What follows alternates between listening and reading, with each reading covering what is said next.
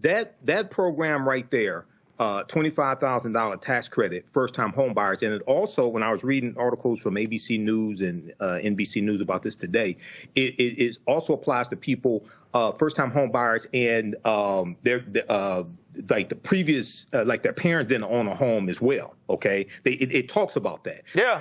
So this is monumental. This is monumental. This is reminiscent, and I teach this history. This is reminiscent to post-World War II during the baby boomer, generation. Okay, and homes being made, homes being built in the suburbs, and unfortunately, many African Americans, we were discriminated against when we tried to take advantage of our GI Bill benefits to get the loans to buy those homes in the suburbs. So this is huge, and this will also add to the gross domestic product. This will, and she didn't. I watched the press conference. I watched the speech today. She didn't even talk about how this is going to impact the skilled trades. I used to manage a skilled trades program for a local community college. Okay, you're going to have people going into the skilled trade who will be able to be put to work immediately. This is going to have a big impact on hardware stores as well. Now, Donald Trump right now is going crazy. I'm telling you right now that he's having a cussing fit because she's blowing him away, and everybody sees how this is going to be important. And one of the things she's going to do is attack, it's the preventing the algorithmic facilitation of rental housing cartels. Okay, and this is a bill she's proposing. Again, let's slow that down, because what people don't understand when Courtney was on, here's what people don't realize. When she said the people who are buying these homes don't even live in the state, they ain't never even seen a home.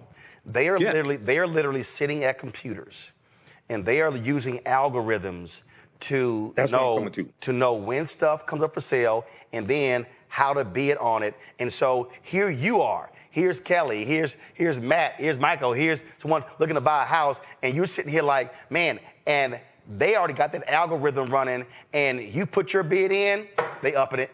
You put your bid in, they upping it. And you don't know what the hell is going on, because they are sitting on private equity money to buy them up because they want renters. Right. That's what I'm coming to. There's a big article from ProPublica from October 15th, 2022 called "Rent Going Up, One Company's Algorithm Could Be Why." And it deals with these algorithms that are being used by the cartels, like she's talking about cracking down on. And this is jacking up the cost of rent, but then it makes it harder for renters to actually save money to even buy homes if homes are available. So she's attacking this from different angles. This is brilliant. Yeah, it is. This is how you win an election. So Vice President Kamala Harris was in North Carolina today laying out her economic proposals, focusing on food prices, taxes, housing, and medical costs, which she says will empower the middle class. When I am elected president, I will make it a top priority to bring down costs and increase economic security for all Americans. As president, I will take on the high costs that matter most to most Americans, like the cost of food. We all know that prices went up during the pandemic when the supply chains shut down and failed. But our supply chains have now improved, and prices are still too high. A loaf of bread costs 50% more today than it did before the pandemic. Ground beef is up almost 50%. Many of the big food companies are seeing their highest profits in 2 decades. And while many grocery chains pass along these savings, others still aren't.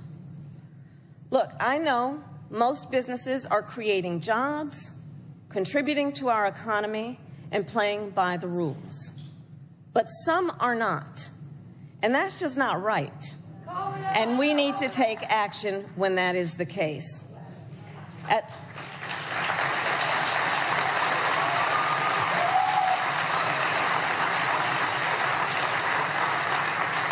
As Attorney General in California, I went after companies that illegally increased prices. including wholesalers that inflated the price of prescription medication, and companies that conspired with competitors to keep prices of electronics high. I won more than $1 billion for consumers.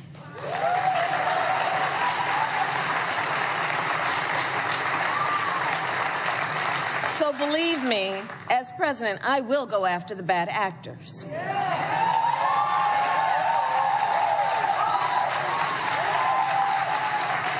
And I will work to pass the first ever federal ban on price gouging on food. My plan will include new penalties for opportunistic companies that exploit crises and break the rules, and we will support smaller food businesses that are trying to play by the rules and get ahead.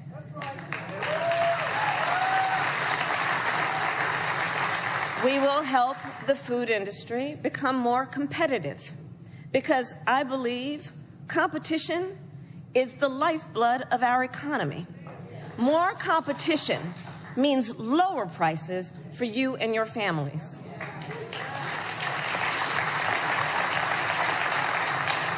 Now compare what Donald Trump plans to do. He wants to impose what is, in effect, a national sales tax on everyday products and basic necessities that we import from other countries. That will devastate Americans. It will mean higher prices on just about every one of your daily needs. A Trump tax on gas, a Trump tax on food, a Trump tax on clothing, a Trump tax on over-the-counter medication. And you know, economists have done the math. Donald Trump's plan would cost a typical family $3,900 a year. At this moment, when everyday prices are too high, he will make them even higher. As president, I'll take on the issue of the cost of health care. As Attorney General, I took on insurance companies and Big Pharma and got them to lower their prices. And together with President Biden, we've gone even further. We capped the price of insulin at $35 a month, and the total cost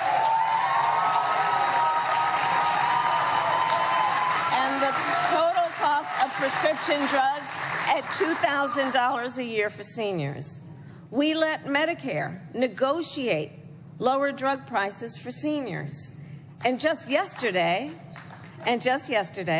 we announced that we are lowering the price by up to 80% for 10 more life-saving drugs.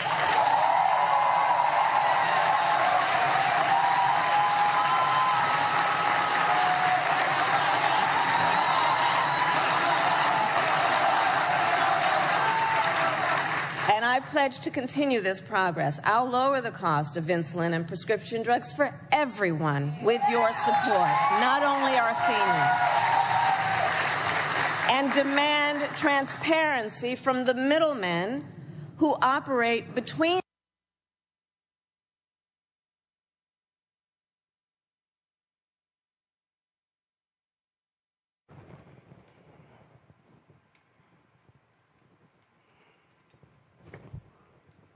All right, folks, just having some issues there with the video of Vice President Kamala Harris. Guys, let me know when we have that taken care of. What's interesting about this speech, you've had all these different media people, others saying, oh, she needs to release a plan, more details. And then, of course, after it was over, if you watch any of these networks, she need more detail. You're like, really? That's how we're going to do this? And so that's sort of the thing that you constantly hear. So the first there you heard talking about food prices. Do we have the video fixed, folks? Okay, all right. So we're going to try to get that, because she also laid out what she wants to do when it comes to housing.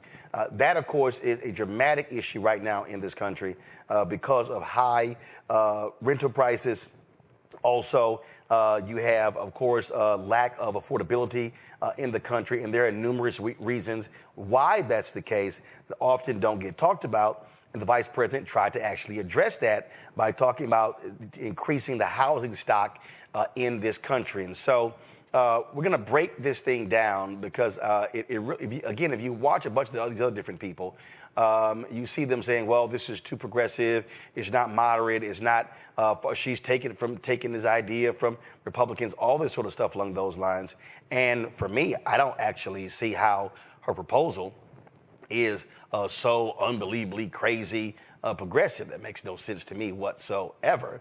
And so joining us right now to break this down and to understand it, let's bring up our first guest. She's an economist, been often on the show. She's with the American Economic Liberties Project, Morgan Harper. Glad to have Morgan here. Also, Dr. Courtney Johnson-Rose. She's president of the National Association of Real Estate Brokers. Morgan, I want to start with you. I'm going to start with you because I want to deal with the economic piece. I want to deal with the economic piece, the food, then I want to go to housing. So first off, when she's talking about food, all of these people and I see these people going, oh, well, this is ridiculous. The grocery stores, they only have a 1% to 3% profit margin. They're not price gouging. What they're overlooking are all of these food companies that are price gouging. Companies that have been shrinking packages, the size of foods, but also increasing their prices. And so the way I got it, she wasn't talking just about grocery stores. She was talking about the food industry as a whole. Exactly. And I think she was very precise in her choice of words. She said big food companies. And just like you're saying, Roland, is like that does not mean that we are talking about our mom and pop grocery store down the street or an independent retailer. In many cases, it might not even mean that we're talking about your local chain per se. We're talking about the giants of the food industry that took advantage of consumers during the pandemic. The Kroger CEO was on the record during an investor call saying that inflation was good for them. It's a chance to raise prices on consumers. They're trying now to merge with Albertsons and get even bigger and lay workers off like they've done before. It's also the food suppliers. And I think this is a critical point. She didn't get into it in the speech, but there's some price fixing going on there, too, with this company AgriStats that the Department of Justice is suing, that they are finding ways to collude with each other to increase the cost of meat. That then where does that cost have to go? It's not just going to stay with the suppliers. The suppliers have to pass it on to us as consumers. And so she very much was distinguishing between most businesses, which are hiring people, supporting communities, spurring economic growth, and some of these giants that are trying to break the law and take advantage of consumers and other businesses that are in the market. Yeah, you also have people, the other day Donald Trump was complaining about the price of eggs, things along those lines. Well, you notice they didn't bring this up. Go to my iPad, Anthony, where you had U.S. egg producers that were involved in a price-fixing scandal. That actually happened. So this idea of this was from December 2023. So to complain about, oh, my God, the price of eggs is up 48%, and you leave out the price-fixing scandal, well, hello, and this involved Cal-Maine. What does it say here? The country's biggest egg producer. Exactly. And, this idea that this is left or this is Republican or whatever, I think we're entering, and I don't know what you think, I think we're entering this new phase where who cares what you call it? It's reality. It's the reality that most people are experiencing in their lives on a daily basis. And they want politicians, they want elected officials, they want the government to be responsive to that. And I don't know. I mean, to me, that's what I heard of a lot in her speech was like, it sounded like a lot of things that I hear people talking about. Right. And that she has some specific ideas of what to do about it. And again, the problem here is people don't understand these specifics. They don't understand. Listen, the average person is like, yo, I go to the store, I buy stuff, it's high. They're not realizing, okay, as you said, the distribution companies, the deliverers, the food companies themselves, these public companies, and also what all these people were trying to do is, again, recouping their money after COVID. All of these things were actually happening. Also, I want to deal with this because she mentioned competition. And you've mentioned numerous times on this show, Kroger, Albertsons, and Robert Rice talks about this all the time as well. When you have monopolies, and not having competition, they were able to increase prices, and you can't do anything about it because they're the only game in town. And so the Biden-Harris administration has been very aggressive with the Federal Trade Commission in blocking a lot of these mergers. And you've had people like the CEO, David Zaslav of Warner Discovery, who was like, hey, I don't care which party wins. I just want somebody to win who's going to allow for mergers and acquisitions, which really means Donald Trump, because they don't want there to be more competition. They want consolidation. They want not monopolies. Exactly. And I think another critical point with this is that is another one of these threats to democracy. We talk a lot about the threat of having people who don't care about norms in government, who, break laws. But part of the reason why we found ourselves in this mess is once a company gets that large to do whatever they want in the marketplace, then they can also take that power and buy off a lot of politicians to make sure that they don't do anything to stop them or reduce their market influence. And, unfortunately, that's what we have heard from former President Trump talking to big oil executives in his own home saying, hey, essentially government's for sale. Pick me, I'll give you a loan. Meanwhile, the Federal Trade Commission coming out saying we're going to take on collusion of that was happening in big oil industry that's increasing gas prices. So, yeah, I mean, to me, it does seem like there's a pretty clear contrast here. This should not be controversial stuff. I mean, making sure that you don't have landlords, moving to another one of the issue areas that came up in housing, landlords that are able to price fix, just find like the absolute maximum that people are able or willing to pay and go there and then spread that information throughout the country. That should not be political. That should just be exactly what it is, which is illegal and stopped. Okay, so let's play the rest of the video because she also got into housing, and I want to move towards that. So go ahead and play it. And I pledge to continue this progress. I'll lower the cost of insulin and prescription drugs for everyone with your support, not only our seniors. And demand transparency from the middlemen who operate between Big Pharma and the insurance companies who use opaque practices to raise your drug prices and profit off your need for medicine. 2 months ago, I announced that medical debt will no longer be used against your credit score.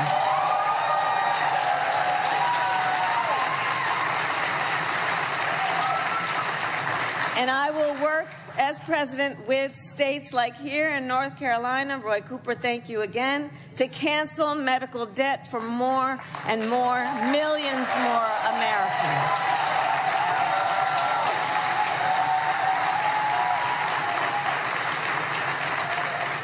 As for Donald Trump, well, he wants to repeal the Affordable Care Act,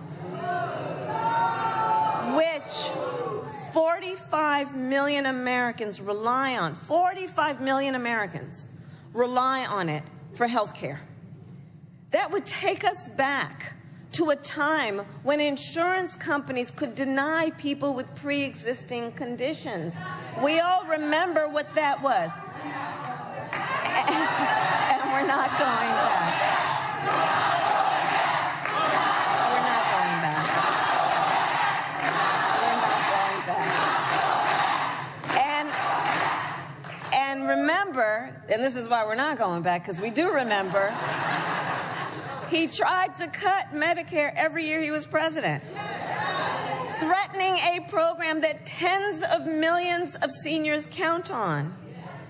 And according to his Project 2025 agenda, he intends to undo our work to bring down prescription drugs, the cost of prescription drugs, and insulin costs. Well, we've come too far to let that happen.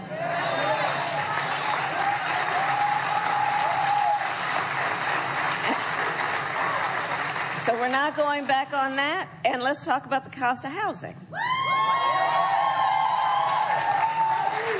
So now, the housing market can be complicated, but look, I'm not new to this issue. As State Attorney General, I drafted and helped pass a homeowner Bill of Rights, one of the first in America. And during the foreclosure crisis, I took on the big banks for predatory lending with many of my colleagues, including Roy Cooper. and won $20 billion for California families when I was Attorney General.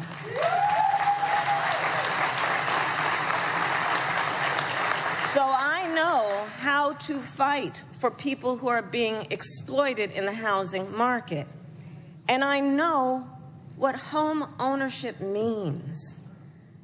It's more than a financial transaction. It's so much more than that. It's more than a house.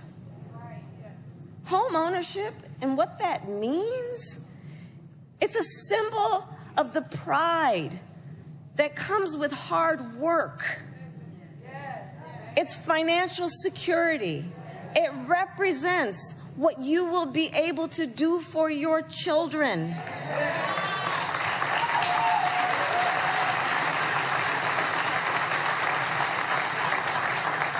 And sadly, right now, it is out of reach for far too many American families. There's a serious housing shortage. In many places, it's too difficult to build, and it's driving prices up. As president, I will work in partnership with industry to build the housing we need, both to rent and to buy.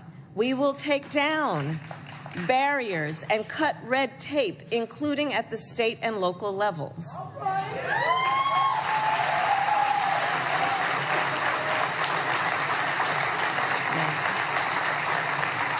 And by the end of my first term, we will end America's housing shortage by building 3 million new homes and rentals that are affordable for the middle class. All right, folks, so let me explain something to you again that people don't necessarily think about. This year marks the 90th anniversary of the Federal Housing Administration. Go to my iPad. This was the press release that HUD's posted in June. And so it talks about, so this was created under President Franklin Delano Roosevelt. This was part of the National Housing Act of 1934. Now, the press release didn't talk about this here, but the reality is this here. This same act is what instituted racism in America, okay? It instituted housing racism. And so what we saw here was, with this particular act here, so I'm going to scroll down here, and I'm going to pull this up right here. So key events. So you see right here, signed into law June 27, 1934. It said right here, 1950. The Housing Act of 1950 amended the National Housing Act to encourage the production of housing for middle class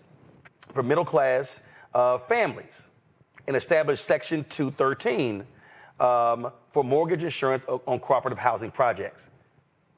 Okay, I want y'all to hear that again. What I just told you, in 1950, the Housing Act of 1950 encouraged the production of housing for middle-income families. What did Vice President Kamala Harris just say? Wanting to build more homes, wanting to build new homes. Now, check this out. And y'all have heard me discuss this over and over and over again, the housing crisis in America. Go to my iPad. And I've been covering housing my entire career. What you're seeing right here are the number of homes built in the United States between 1900 and 2021. So, if you go to the beginning of the 1900s, okay, you saw 1.78, 2.652, 4.16, 2.67, 4.79, boom! It jumps to 10.08. Oh, I'm sorry. When was that?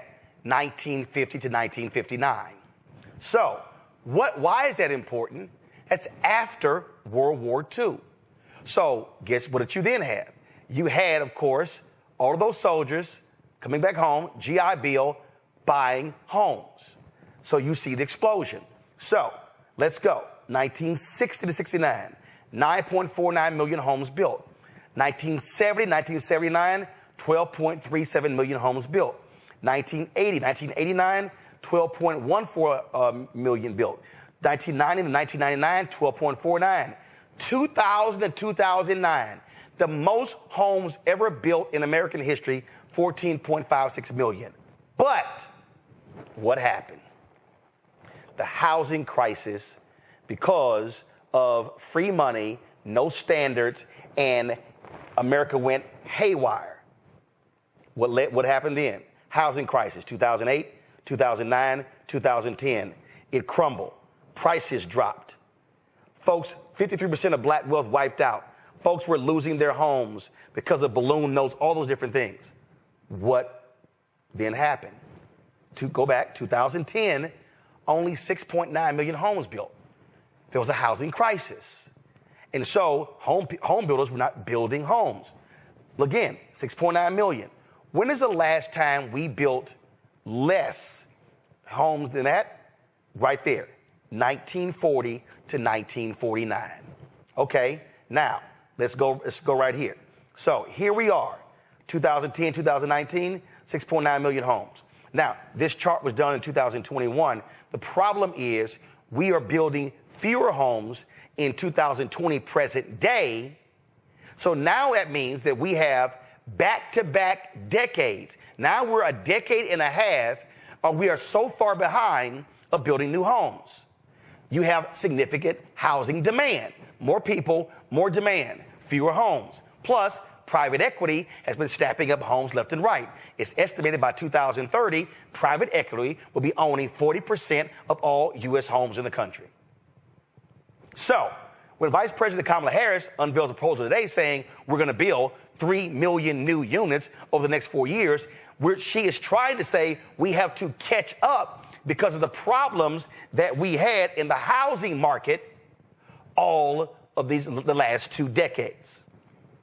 And so, for everybody sitting out there, and you're like, my rent went up, it keeps going up. Here's why it's going up. There are people right now who should be owning homes who can't. Not just because of mortgage interest rates going up, but because private equity has been buying them. Second of all, and my next guest will explain this as well, baby boomers are holding on to homes. See, you got to put all this stuff together. Typically what happens, baby boomers get older, then they sell homes, they might move into condos, they might move into homes with their families. That's not what's happening. They're living longer. And so all of these factors are what's driving the housing crisis. So it's easy to say, Biden's fault, rent's going up. No, it's not. Right here, when you had homes that were built in 2010, Obama was president. He's vice president. That was happening. And so we have to have a deeper understanding of what's happening in the housing market. And so we're going to play a video later from Robert Reich. I think it's really important as well. But let me bring in Dr. Courtney Johnson-Rose. Courtney, what you heard from the vice president today, I think speaks to where we are. First-time home buyers, $25,000 tax credit.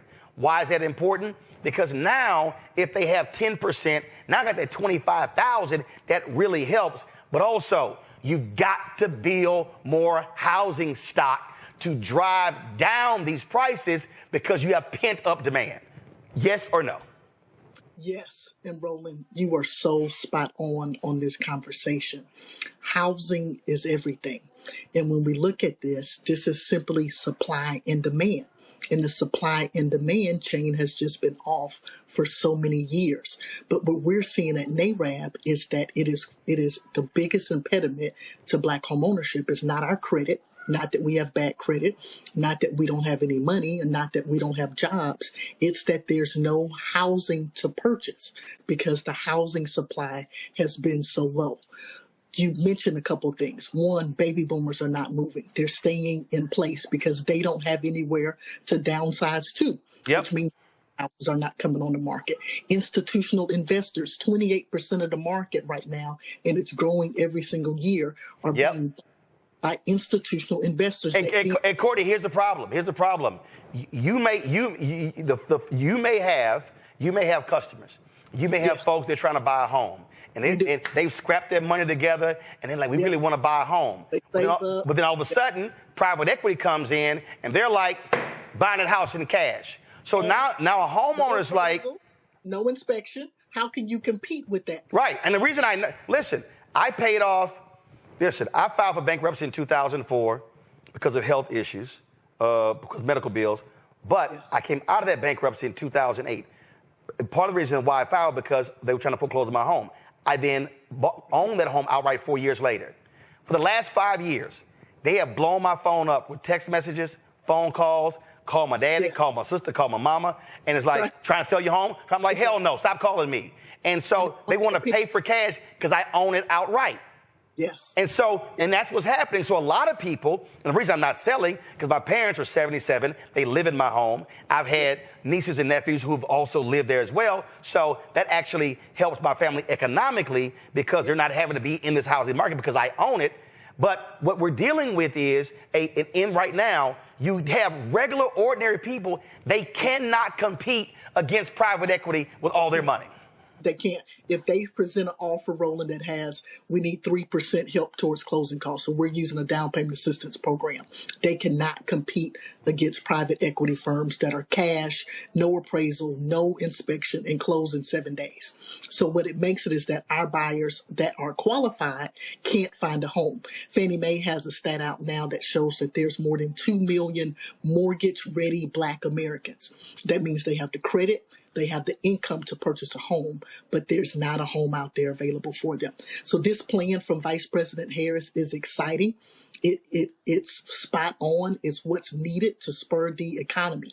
The other thing that we're experiencing is our people are paying so much in rent. It's unreal. We have families that 60 to 70% of their income is spent just for a rent. But first of all, you just said it. You just said there are 2 million eligible Black people. They should actually be homeowners. They should be homeowners. They should need rent. Right. So the problem is when you can't get a home, you have to rent. Now the folks with the apartment, they know pent up demand, so they like add 500, add 800, add 1,000. Now you have no choice because you can't go anywhere. So if you're not building apartment complexes, if you're not building new homes, then this problem simply intensifies and gets worse. And so you have to have, and I had somebody in a chat like, Roland saying vote blue no matter what. No, this is affecting Republicans, conservatives, white people, Latinos. I mean, I went back and looked, Courtney, it's crazy. I went back and looked at the neighborhood that I grew up in. Okay. And I've been back. I'm looking at home prices and I'm like, that makes any sense. Literally, I'm talking about, I'm looking at home prices, houses, not even 1,500 square feet, 1,800 square feet that are $400,000, $500,000, and $600,000. 20, 30-year-old homes too. That's insane. It's unreal. And then you couple that, Roland, with the high interest rates. And now your monthly payments are just astronomical. The other thing that we're seeing is that the number one group that is becoming homeless are older Black women that are on fixed income. So what happens, the people that should be buying a home don't have a home to buy. So now they're in the rental community. Somebody just posted in our chat, my studio apartment is $1,875 a month. What's crazy, Courtney, when I bought my house and I had a high interest rate, the note was $1,400. Yes, my first house was $897. 2-bedroom, 2-car garage, townhome, $800 a month. It doesn't exist anymore. You can't rent anything for $800 a month.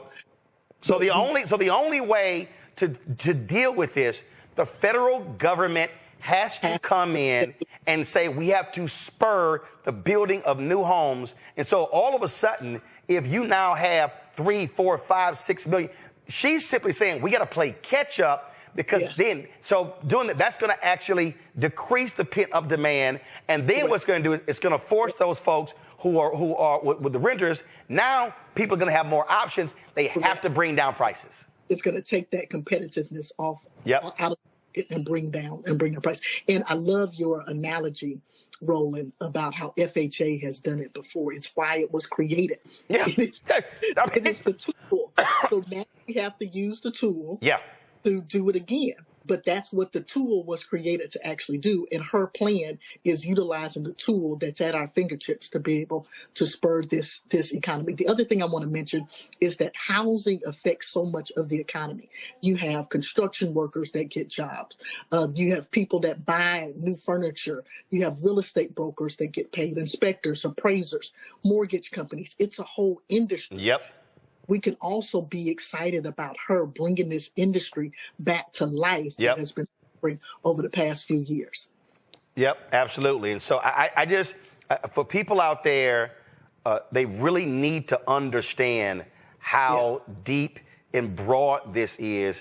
And it's not just so simple as, well, it's Biden's fault, it's Harris's fault, or if a Republican was in place. We have to recognize the crisis that we are in right now was 20 years in the making. And Courtney, I'll be honest, I remember, and people were mad at me because I was critical of President Obama in 2009 and 2010 when I said, don't let the banks off the hook. Because what happened, Courtney, was we bailed the bank. Remember those, it was called toxic assets. Those were the home mortgages. We bailed the banks out. They held onto those home loans. And when they recovered, they were selling 25,000 lots to private equity, and that's where we are right now, right? Yeah, and what happens with the private equity that hurts so bad is that they buy in our communities, Roland. They get the properties, pennies on the dollar, they turn them around, and they make them rental units. Boom. So end up renting the same property that we should have the opportunity to buy. We end up renting them, and we never get it back as part of the housing stock. It turns into a permanent rental property that these companies do, and then they collect rent from us. And then they add the other piece, because you know this as well. When neighborhoods transform from being homeowners to renters, that actually drives down those neighborhoods because those folks are transient, so they're not taking care of their yards. They're not fixing up their properties, not investing in their properties. So the value of the neighborhood can actually go down when it becomes a rental neighborhood. And if you're a homeowner in that neighborhood, now your value is decreased because the institutionalized investors that, by the way, don't live in the same state, by the way, don't keep up the actual property, by the way, use an outside property management company. So that value now is taken away from our communities when there's people that could be homeowners in those properties. Absolutely. So I hope folk first of all, I guarantee our audience got way more out of this than what in the hell they could get on CNN and the rest of these people. Because they're focused on political stuff when, no, this is a real issue when it comes to housing. People's issue. This is, we're so excited to hear it and to hear it being addressed in such a robust way. It is what is needed, and it is what will help communities move forward. And you mentioned this too, Roland. This is not just a Black problem. This is an American problem. Yep, absolutely. It's in neighborhoods and cities all across the country. Courtney Johnson-Rose, we appreciate it. Thanks a lot. Thank you for having me. We appreciate it. I want to bring my panel here, Matt, Kelly, and Michael. Kelly, I'll start with you. Again, it's amazing when I'm watching. I'm seeing all these tweets, and I'm seeing these people on these other networks talking about the proposals and oh my God, and this is just far left stuff. And I'm like, what the hell are y'all talking about? High grocery prices ain't far left. That impacts every single person buying food. Housing crisis ain't far left. So this is the problem why I can't even watch these people, because they want to see this all through a left-right prism when no, this is truly an American problem.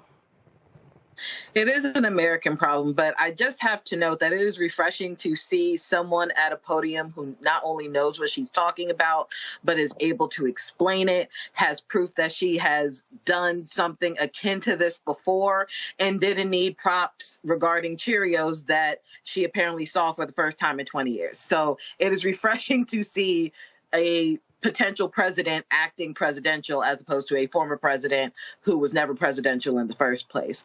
But to your point about this being an American issue, you are absolutely right, which is why it has been so frustrating over the past 12 years, really, of seeing Republicans who are either solid middle class or lower looking to Trump as he's the Messiah who truly cannot relate to the problems that they have, but also can't conceive the notion that Democrats can also help them too, because it is an American issue. So, like I said, this is a very refreshing take on an issue that has been, as you have so brilliantly laid out, has been decades in the making, almost a century, according to that chart.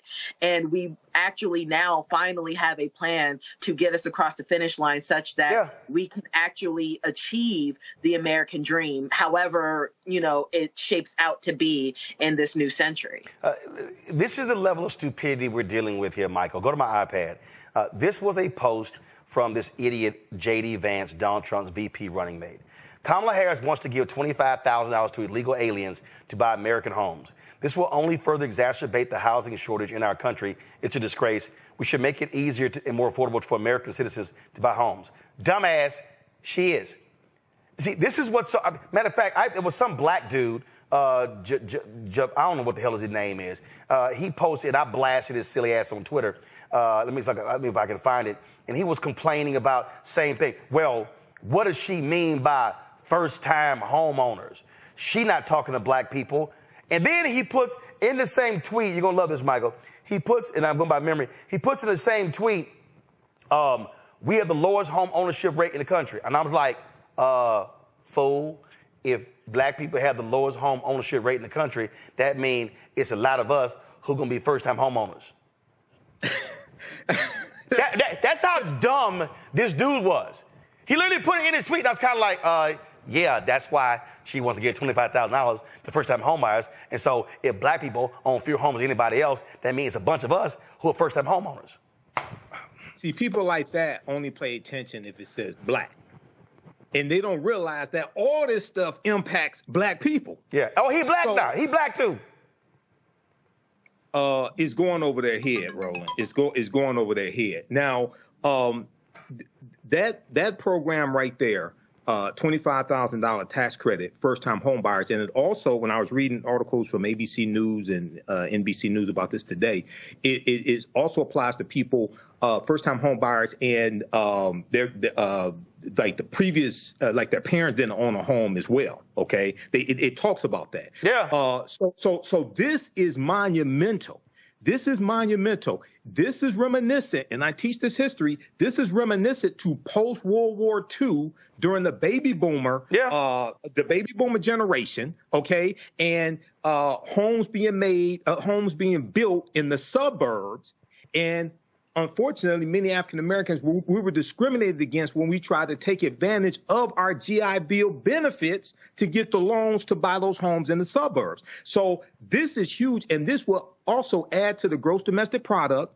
This will, and she didn't. I watched the press conference. I watched the speech today. She didn't even talk about how this is going to impact the skilled trades. I used to manage a skilled trades program for a local community college. Okay, you're going to have people going into the skilled trades who will be able to be put to work immediately. This is going to have a big impact on hardware stores as well. Now, Donald Trump right now is going crazy. I'm telling you right now that he's having a cussing fit because she's blowing him away, and everybody sees how this is going to be important. And one of the things she's going to do is attack, it's the preventing the algorithmic facilitation of rental housing cartels. Okay, and this is a bill she's proposing. Again, slow that down, because what people don't understand when Courtney was on, here's what people don't realize. When she said the people who are buying these homes don't even live in the state, they ain't never even seen a home. They are literally sitting at computers, and they are using algorithms to know when stuff comes up for sale, and then how to bid on it. And so here you are. Here's Kelly. Here's Matt. Here's Michael. Here's someone looking to buy a house, and you're sitting here like, man, and they already got that algorithm running, and you put your bid in, they upping it. You put your bid in, they upping it. And you don't know what the hell is going on, because they are sitting on private equity money to buy them up because they want renters. Right. That's what I'm coming to. There's a big article from ProPublica from October 15th, 2022 called "Rent Going Up. One Company's Algorithm Could Be Why." And it deals with these algorithms that are being used by the cartels, like she's talking about cracking down on. And this is jacking up the cost of rent, but then it makes it harder for renters to actually save money to even buy homes if homes are available. So she's attacking this from different angles. This is brilliant. Yeah, it is. This is how you win an election. So Matt, here was this fool, Jamal Green. Go to my iPad. This fool tweeted, does anybody want to tell me what first generation is code for? LOL. Dumbass is first generation. Pay attention to the cryptic words being used to show us what agenda is their agenda. Yet you literally have black folks acting like the Democrats will prioritize you when you have the lowest home ownership rate in the country at 44%. Like, stop. See, Matt, the reason I can't stand fools like this here, and I think this fool ran for mayor of Chicago or something, I don't know, but he's stupid. Here's why it's dumb. I remember 2008 having Alphonso Jackson, who was the HUD secretary, on my WVON radio show. And what happened was we had a national standard when it came to these mortgages. Republicans pushed for, what's their magic word? Let's get rid of bureaucracy, okay? Free market systems. So we went from a national standard to a 50-state standard. So that's when it went haywire when it came to doing all these loans. That is what led to this housing crisis. This whole free market capitalism, let's just de-emphasize and let's bring it all down. And what this fool doesn't realize is that is what crashed the market, and that's what caused 53% of black wealth to be wiped out. Under Bill Clinton, we got the closest we've ever had to 50% home ownership. But this is literally how it's gone for black people. Up, down, up, down, up, down. And so you have never had 20 consecutive years of black home ownership growth because you've had these ups and downs with the economy. This is a brilliant plan because you have to attack the housing crisis, which is part of the economic crisis, in this way. Yeah, and, I'll readily concede. I don't understand the economics of everything to the extent I would like to. But one thing I do know is it is often said that a home is the biggest driver for generational wealth, right? So anything that democratizes the opportunity to own a home, particularly for people who have been kept out of the process en masse, i.e. us, black people, then I don't think that's a problem. But I think part of this really is a philosophical issue. The biggest issue is we have a free market system wherein we allow things that are necessities to be commodified. When you allow housing and medical and things that are necessities to be commodified to this extent, and you don't regulate it such that your average person gets to actually participate, then you have this kind of thing happening where you have private equity firms that are buying homes based on algorithms, and the family who's trying to get their economic life started can't do so because they're getting pushed out of the market. That's especially true in my hometown, in Austin. You look in Austin, a house is listed and people these absurd. I mean, I have friends, literally, people I grew up with who cannot live in the city limits of their hometown because it's so expensive. They're getting pushed way out into the boonies because that's the only place they can afford a house. And in many ways, Austin, Matt, that was my first job out of college, Austin American Statesman. Because of technology companies, Austin is damn near going to be like San Francisco, where they're driving everything up and you're pushing everybody out. I live in D.C., and that's exactly what's happening. I get text messages probably twice a month where they're trying to buy my parents' house. The little house I grew up in that was at the edge of town when they graduated from the University of Texas. My sister and I grew up there. They still live there. The house is very small, and they will offer crazy money to buy it because it's in Austin. They know how hot the market is, and they know that they can resell it and make money. And the bigger issue is when we allow basic necessities to be commodified to this extent, then it pushes people out. And You know, the philosophical idea of free market is fine, but the problem with that is we know that's disingenuous because we bail out banks, right? We bail out those who are too big to fail or whom we find there's some economic benefit to save, but your average consumer doesn't always get that fail safe. So any program that tries to allow the middle class to really participate and have those entrees to economic freedom and economic longevity are good things. And I think that comes with some amount of regulation. And one thing I want to say on that is people always say, oh, that cost is going to be put on us. That cost is going to be put on us. It will be. But if that cost is small, if it's marginally felt for each individual taxpayer, but we have the overall benefit of a program that helps everyone, it seems to me that's the business we should be in. Yeah, but here's the whole deal, though. First of all, a tax credit, that's actually not pulling money out of your pocket. And for all of the people out there who say those things, let me remind them there are literally billions upon billions upon billions of dollars that go to major corporations every single year in tax credits. But you know what we say? We call them economic incentives. We call them tax increment financing districts. We call them opportunity zones. So in America, this is the fundamental problem with America, especially Congress. We have no problem helping out major corporations when it comes to actual people. No, we can't do that. No, we actually can't do that. And that's the problem that we have here. And for the people out there, and again, I've seen so many of these other networks, and it's driving me crazy watching them. I'm like, what the hell are y'all talking about? Because they're so stuck on the process. Because, and listen, when I was at CNN, I experienced this. We were discussing the Affordable Care Act. And what drove me crazy, listen to all these people. We were on the air, and they were talking about this, that, and they were going process. And I'm sitting here, and I'm watching it. And I remember it was around the Olympics. And I remember Wolf Blitzer made some, I think Obama, he moderated some discussion, and Wolf Blitzer made some comment about, and he used the gold, silver, and bronze analogy. And I was trying not to clap back hard on Wolf, but I said, I'm sorry, I can't sit here and use sports language to discuss health care. I said, I had to file for bankruptcy because of health care, because my appendix ruptured and I had no health insurance, and I couldn't afford a Cobra when I lost my job. I said, so I'm sorry, I'm not playing with this issue. And I remember sitting with the worldwide CEO of CNN, Jim Walton. And I said to Jim Walton, I said to John Klein, the president of CNN US, I said, can y'all stop talking about the Affordable Care Act as a process? Can you actually talk with people who have health issues, who are dealing with this here? So when we're talking about this stuff, this is affecting real people. And so I'm not calling what she laid out far left and just crazy and all that sort of stuff. This is not far left. This is actually real.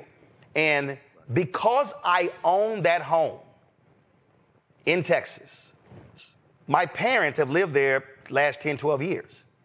So that means that they aren't having to spend 70% of their fixed income on housing because they're just dealing with upkeep. Nieces and nephews have lived there, so now they are able to build in the first 5, 10 years of their life as adults and not be burdened with this here. So the fact of the matter is, this is why home ownership matters. So by me owning a home, there are multiple generations of my family who are benefiting from owning just that one home. And that's the difference between renting and owning. And people have to understand that. I saw this great video by a former Labor Secretary, Robert Reich, on this as well. And I want to go ahead and play this because I love how he breaks it down. And you know what? I really wish, and I would love to see this, I would love to see the vice president, when she's giving one of these speeches, I would love for her to treat it like a classroom. I would love for her to do exactly what he did here, the chart that I showed, to show people that whole deal versus just standing in it. Because again, I think there has to be more teaching of people who don't understand the economy or civics as opposed to just speeches. And so watch this. And this, I hope people also, after we've talked about it and watch this, they'll really understand how these things are all linked. Roll it. Rent is skyrocketing, and home buying is out of reach for millions. One big reason why? Wall Street. Hedge funds and private equity firms have been buying up hundreds of thousands of homes that would otherwise be purchased by people. Wall Street's appetite for housing ramped up after the 2008 financial crisis. As you'll recall, the street's excessive greed created a housing bubble that burst. Millions of people lost their homes to foreclosure. Did the street learn a lesson? Of course not. It got bailed out. Then it began picking off the scraps of the housing market it had just destroyed, gobbling up foreclosed homes at fire sale prices, which it then sold or rented for big profits. Investor purchases hit their peak in 2022, accounting for around 28% of all home sales in America. Home buyers frequently reported being outbid by cash offers made by investors. So-called iBuyers used algorithms to instantly buy homes before offers could even be made by actual human beings. If the present trend continues, by 2030, Wall Street investors may control 40% of U.S. single-family rental homes. Partly as a result, home ownership, a cornerstone of generational wealth and a big part of the American dream, is increasingly out of reach for a large number of Americans, especially young people. Now, Wall Street's feasting has slowed recently due to rising home prices, but that hasn't stopped them from specifically targeting more modestly priced homes, buying up a record share of the country's most affordable homes at the end of 2023. They've also been most active in bigger cities, particularly in the Sun Belt, which has become an increasingly expensive place to live. And they're pointedly going after neighborhoods that are home to communities of color.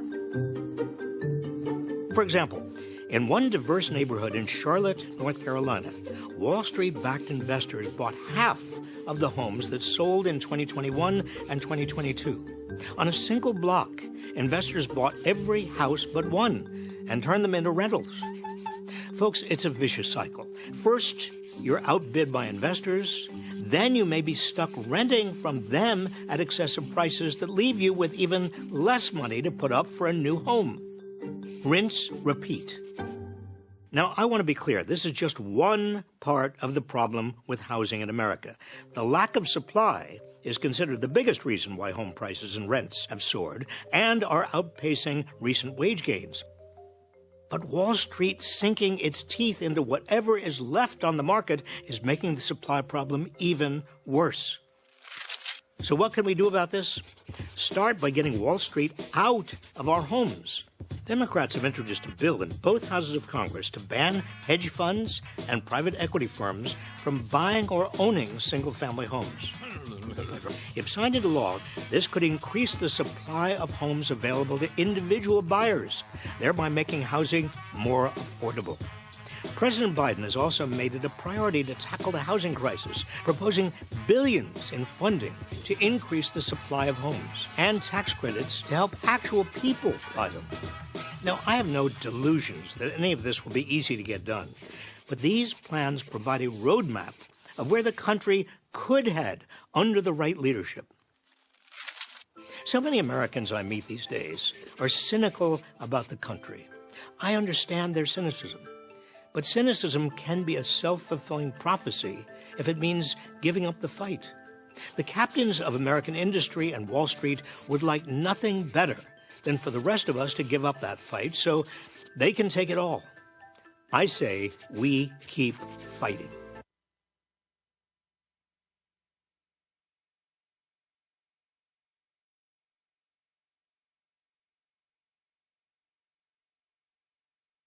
Everything that we explained, you saw it right there. That bill, and I'm just going to quickly go to all three, that bill, I'll start with you, Michael, has to be supported. Wall Street cannot be involved in buying single-family homes in this country.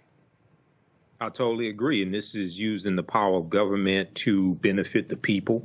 More has to be discussed on this and really break this down, how this works, and also deal with what the executive branch can do outside of Congress, and then deal with how to get it passed through Congress. But also this puts into play why Democrats have to take back control of the House and why they have to expand their margin in the Senate as well. Because if you get the 54, 55 in the Senate, you can probably change or do a carve out to the filibuster rule. It is just, I mean, again, we sit here and watch this. This is one of those things where this is a difference between two parties, Kelly, where you have Republicans, they will do the bidding of private equity. Look, you got some Democrats in private equity as well. But this is the type of bill that should be bipartisan, because if Wall Street owns, and listen, 2030, that's just 5.5 years from now. If they are owning 40% of all U.S. homes, we are absolutely screwed, because they have no incentive to sell. They want people to be renters. For sure. And, you know, renting is a very lucrative business, as somebody who is giving their money away by renting because of the lack of housing. And I made a point, sorry I interrupted you, Matt, at the beginning, but I live in D.C. and he's talking about what's happening in Austin.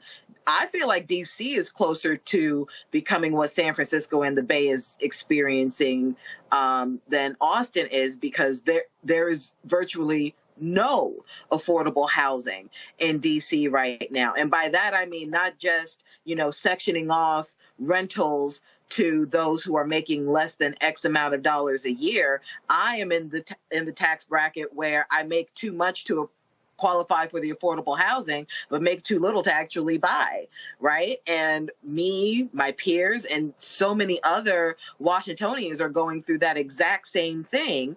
But you also can't afford to leave because this is where the jobs are, right? So like I said previously, what Harris is proposing is profound and it is brilliant, because it's not just addressing an issue that involves Democrats and people who just lean blue all the time. This is an American issue. This is something that is happening to everybody. And in fact, if I recall correctly, this is really happening to Trump's voter base and a lot more there are a lot more dire straits than the demographics that are voting blue. And yet they are voting for Trump because that information isn't getting to them in a way that, you know, is frankly opening their eyes, right? You know, and that's a layered conversation in and of itself. But this is an American issue. This affects everybody, black, white, brown, beige, what have you. And should it actually be implemented correctly, this could transform how America is viewed, how we view America, and how we move forward. To Michael's point, this is also why we need to vote up and down the ballot. This is not a vote just for Harris. We need to look at our Senate. We need to look at our Congress. We need to look at our local elections that are up right now, because all of that needs to happen in a way such that she can do her job so that we can live the way that we need to live and want to live as Americans in this country. And see, Matt, the Washington Post, they put out this editorial: "The Times demands serious economic ideas. Harris supplies gimmicks." Well, that's what happens when you're sitting in rarefied air, which is beyond stupid. In their editorial, they're complaining about what she's talking about, price hikes, things along those lines. They say, oh, these things are vague, stuff along those lines. And then they claim that these price hikes are not what's causing inflation. That's absolute BS. And not only that, here's the other thing that these folks don't want to deal with. And again, I get how Americans operate. This guy put out this post right here, and he said, Bill Prade, he said, someday some reporter will figure out how to explain to the American public how post-COVID inflation was a worldwide phenomenon caused by pent-up demand, and that the Biden-Harris administration handled it better than every other country. And so he shows a chart here from the Council of Economic Advisors, and it shows you Italy, UK, Germany, Europe, France, Canada, Japan. The United States has been able to lower inflation to a lower level than any of these other countries. People can't, I guess what drives me insane, Matt, are these people act like COVID never happened. They act like 2020, 2021, and 2022 didn't exist. They literally act like, oh, Oh, well, Trump said gas is $1.87 because no one was driving. They act like, you know, they act like, well, it's like, well, people were actually at home buying things. I had a cam link, and I have it in my bag. It allows you to connect your camera to your computer to live stream. That cam link is like $130.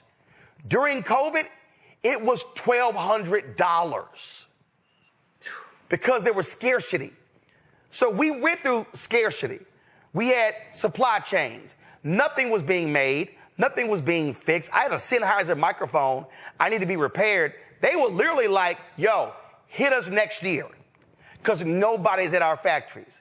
And so that's also what is maddening, this idea that like that never happened. So I don't understand why inflation is so high. I don't understand why these are happening because we literally had a worldwide damn pandemic the first time in 100 years. Yeah. I mean, I don't think I even really need to opine on that because I think you're right. And I think that revisionist history allows people to cast policy and economic conversations in whatever confines they want. But all I'll really add to this as it relates to, the way I've seen this covered is it's interesting that you brought up that Washington Post editorial because I didn't get a chance to read the actual article. But The Atlantic put out what I thought was kind of a hit job headline about Vice President Harris's policies, just basically saying something to the same effect. I saw it. Policies, and I don't remember the words they used. I don't want to mischaracterize it, but it was just something attacking that. And what I've seen even more insidious, if you will, is from some of the other news outlets. They have characterized such policies from both Vice President Harris and Mr. Trump as, quote, populism. The reason I think that's problematic is because populism means a certain thing and it has a certain connotation. Yep. But as we've been discussing during this segment, this is about people. And what we forget with our government is we give all these dignitaries this power, and we parrot their talking points and all this stuff, but they work for us at the end of the day. And if people can't buy a house, if they can't go to the hospital when they get sick, if they can't afford to get sick, if they can't afford their food, we have a fundamental problem in this country, no matter what your ideological position is. And it should disgust you that there are people who are ardently opposed to the idea that people should be able to own and purchase a home when we know that is a primary economic vehicle for generational wealth. I mean, we have a sick delusion in this country where we take talking points and philosophy over people and what happens to them. So the idea that you'd even characterize this as populism as opposed to a necessity for people who need to buy homes and who need to get health care and all the other litany of things that we've allowed to just run amok with commodification is disgusting. And that is the American problem. The idea that we talk about freedom, but we don't ever say that farm subsidies are welfare. Boom. Call it that. When we tell a corn producer, don't produce so your price stays at a certain level and keep driving that Ford F-350 off of government subsidies, but we castigate the black person who lives in inner city, wherever, who needs help, right? That becomes the face of it. That's who we should be helping, not a farmer who in a free market can't afford to keep their prices right. I mean, the reality is just the ideology runs amok and people don't think about what is actually happening on the ground. So the idea that there's legislation that either side wouldn't support that helps your average American family buy a house is disgusting, and they need to be taken to task for that. And we as people need to stop allowing this ideology to drive what happens in the halls of power. They work for us. We don't work for them. And if they aren't working for us, the system has to change. And that's why you mentioned The Atlantic. I criticize the Washington Post. This is also what happens when media elites are opining on stuff and they're not understanding regular, ordinary people. Listen, somebody can say, oh, well, you're a media elite. But let me tell you something. When I was on that air, I talk about what that bankruptcy was like, what it was like sitting in that hospital, having those real conversations. And that's the fundamental problem that we're facing. We're not seeing those type of discussions. Got to go to break. To visit our website, AfricanHistoryNetwork.com, AfricanHistoryNetwork.com. Register for the online history classes that I teach on Saturdays and Sundays. Register for the online history classes that I teach on Saturdays and Sundays. Sundays is Black Resistance Movements. From Christopher Columbus to the Haitian Revolution and the Black Power Movement, 1492 to 1968. This is a 10-week online course. and we go through and look at history leading up to the Civil War. We look at hundreds of years of history, and we look at what happens to us after slavery ends, and we look at the Jim Crow era, Reconstruction, Civil Rights Movement, Black Power Movement, Great Migration, and look at history, look at the laws and policies put in place that brought us to where we are today to understand where we need to go from here, okay? And then the first class that I teach, and I teach this one on Saturdays, is Ancient Kemet, the Moors, and the Ma'afa, understanding the transatlantic slave trade, what they didn't teach you in school. Now, this class we deal with thousands of years of history and what leads up to the transatlantic slave trade taking place. This is a 12-week online course. For both of these classes, we do the sessions live. All the classes are archived and recorded. You can go back and watch it anytime. I have my class lesson plan here. So it walks you through each the topics for each class.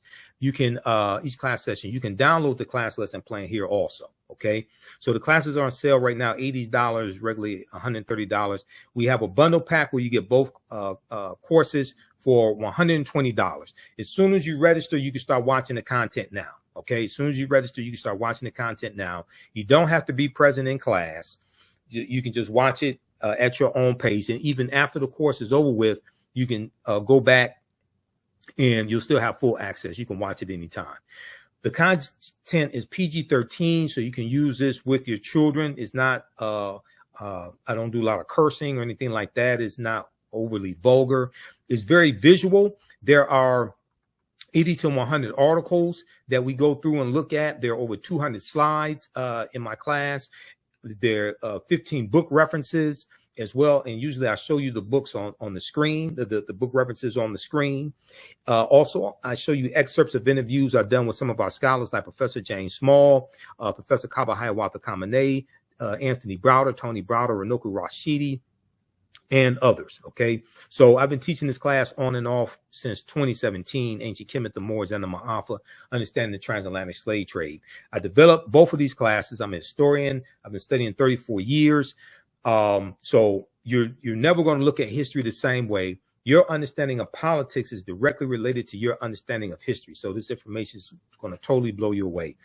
You can support us also through, so registering for the classes, that supports us, that helps us to financially support us, to help us keep doing the research, stay on the air, keep broadcasting, pay the bills, etc. You can also support us through Cash App and PayPal, because all this stuff does not happen for free. You can support us through Cash App or PayPal, $ the AHN show through Cash App, $ the AHN show through Cash App. And that's our official Cash App account. Now, these are some fake African History Network Cash App accounts. I've identified 5 of them out here. They've been stealing money from us. I'm still trying to get them shut down. When you click on this link here, it takes you to our QR code for the African History Network as well for Cash App. Okay. And then here's our PayPal link right above that. You can click on that also. So if you want to support us, $5, $10, $15, $25, $50, $100 or more, that definitely helps. Okay. Because it takes a lot to do the type of research that I do and pay for all of these services. Listen to the African History Network show Sundays, 9 p.m. to 11 p.m. Eastern Standard Time, normally 9 p.m. to 11 p.m. Eastern Standard Time. We did it today earlier. We'll do a rebroadcast at 9 p.m. today. I did 4 hours of radio and Facebook Live with WBLS today, Brother Fatin Muhammad, open lines.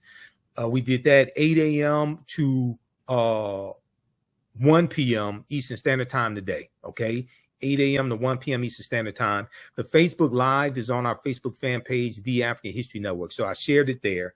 And we talked about the election, Kamala Harris versus Trump. We got into a deep discussion about politics and history, things of that nature. So go check that out also. All right. Follow us on our Facebook fan page, The African History Network, The African History Network, and my personal page, Michael Imhotep.